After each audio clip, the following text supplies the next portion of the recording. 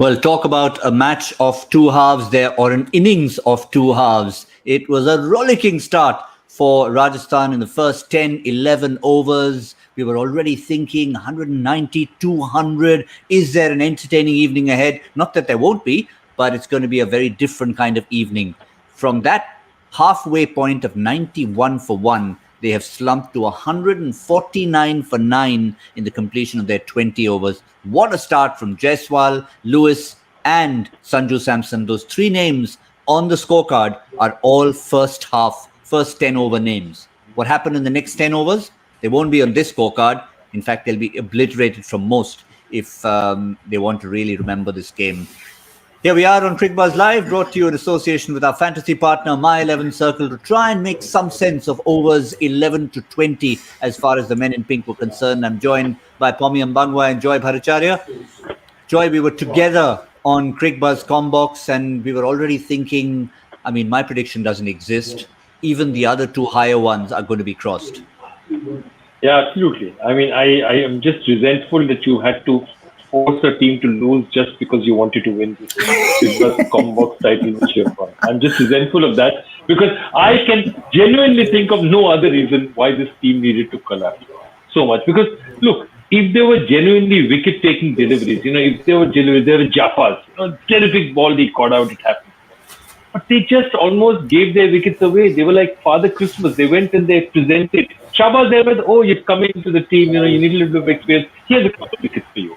Garten, you're feeling bad, I know, if you've had a rough first couple of overs, get a couple of wickets. It's unbelievable. It's Christmas for the Bangalore team.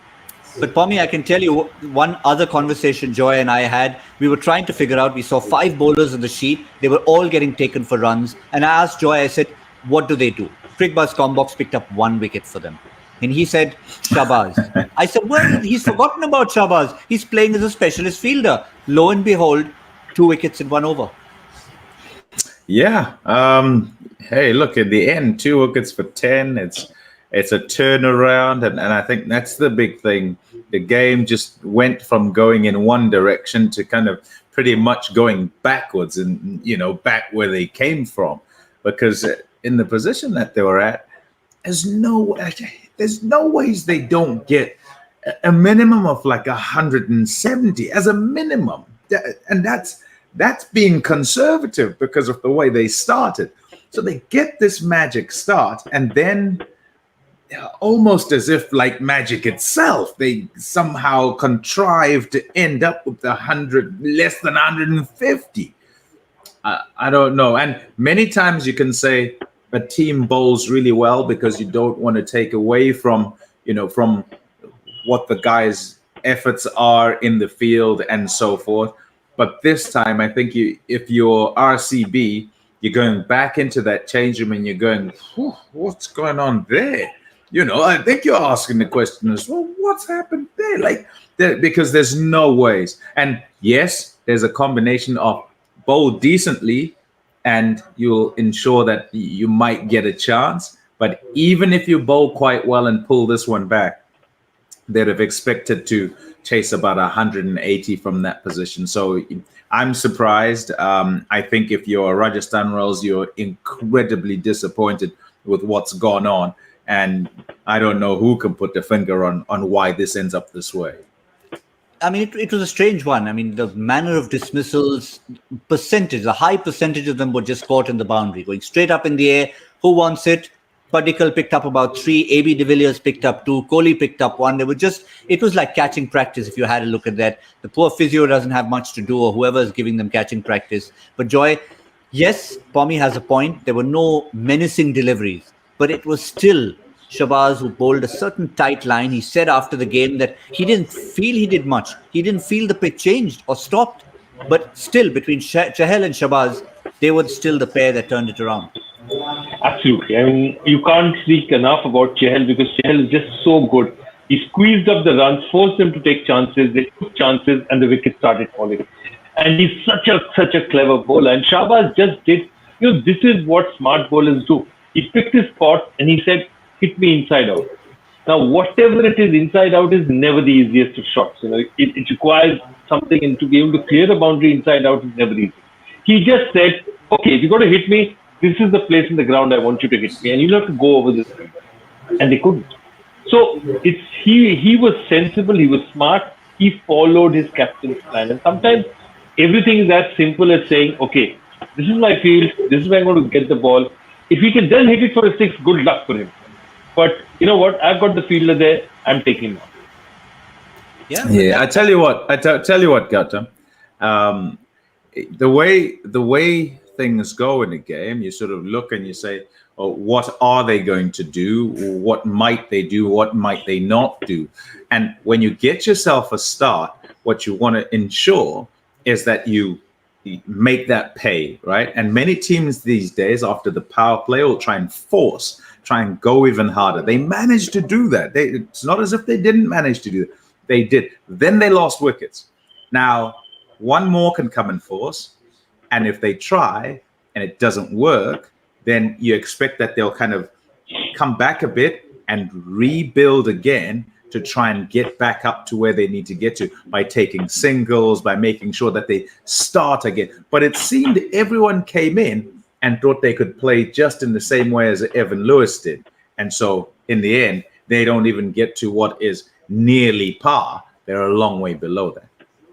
And the fall of wickets will tell you the story of this innings. It was going really well for them. Look at that, 77 for 1. Jaiswal did well. Maybe with more experience, he'll dig in a little longer for a longer innings. But it was still not a problem. They were still going really well. Evan Lewis continued, and that is where the turnaround started. 11.1, Evan Lewis goes, and then it was a complete procession. 113 for 3 and 4. And it just continued right until the end. And even towards the end, when they could have picked up a few, it was Harshal Patel, wicketless in the first 3 overs, in pursuit of Bravo's record, suddenly decides, hang on, wickets are my birthright. So he picks up 3 in the last over. So every little box that couldn't be ticked got ticked at the end. I told you, it's Christmas. It's Christmas for them. And see, exactly, I just want to go back to what Pommie was saying. So, you get even Lewis, fabulous. He's been striking the ball. He's going to strike it. He mistimes one shot is bound to happen. Samson goes. Samson still has a license because he's hit these balls before he hit them. After that, you're going to turn around and say that, okay, what? I'm going to walk back in a bit. We're going to take some singles, hit the occasional ball 4, and mount the assault around the 14th, 15th over. I'm going to continue to hit. Then Lomro does that. Then Bhatia does that. I mean, Livingston does that. All 3 of these guys just pick out their fielders.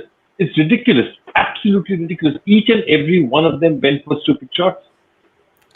Yeah, and I think that's the lesson they're going to take. I mean, you talked about, Pommie, when the Bangalore boys walk into the dressing room, they'll be like, well, how did we do that? But when the men in pink walk in and the likes of Kumar Sangakkara, I mean, surely there's got to be, I mean, not that they'll do it now, they'll probably do it after the match. But there's got to be a few words said there. Not right now. No, you don't need to say anything, Gautam, because if you have to say something to a side that's done badly and they can't see it themselves, then I don't know if they should be in that change room. There's absolutely nothing to be said. If Sangakkara will walk into the change room and he will see from the reactions of absolutely everybody that they recognize that that was just unacceptable in the way that they played. And so the issue is then to get them up to try and rectify what's gone on. How hard can they fight? How will they fight to ensure that, hey, we can't afford for this one to just slip? It's going to be tough. They're up against a side that has a decent lineup that would have been sitting in the field thinking, we're going to have to bat well today to get 180, 190, maybe 200 might have entered the mind somewhere along the line. Instead, they're trying to get 150, I'm thinking, I agree with Pommie completely. I mean, there's no way you're going to be telling anybody that, listen, you guys were a little naughty with bat in hand, but maybe you've got to say something completely out of the box. I keep thinking of the 434 game at the Wanderers in Johannesburg when the South African team came back, everyone's shoulders drooped and Callis pipes up. I think those guys are about 15 short. And suddenly it just gave them some sense of belief going, okay, we can smile about it. We've just been smashed for the highest total in history, but hey, there's nothing to say we can't chase it down. So I think maybe some magic words from a Sangakkara to just try and G them up, because yes, it's maybe 40 runs short of where they should have been. Shabaz said that, Joy. But what could you say to the Rajasthan side? They need to get early wickets, do something magical. Yeah, I think they need to change it up. They need to throw all their top bowlers at it and say that if they're still batting in the 60th over, the match is over. So put your best bowlers up front, give them overs. It doesn't matter if there's next over. Don't plan for the 18th over or the 19th over. If you're going back down to that situation, that means this match is over. Throw your biggest shot, because remember, this is the match. Those 10 overs could cost them a playoff place. Because if they had won this match, or if they win this match finally, we don't know. It would have been a very different situation. Now they've got to just go there and throw their best bowlers and then hope that things happen to them. Yeah, just a final look at, that's the options they have with the bowling. Before we go, if we have a look at the very, very impressive Bangalore lineup, Pommie, that is something that any neutral will say, even if they were chasing 200, right down there, Dan Christian, AB de Villiers, probably won't need to get that far if they bat sensibly for a 150 chase.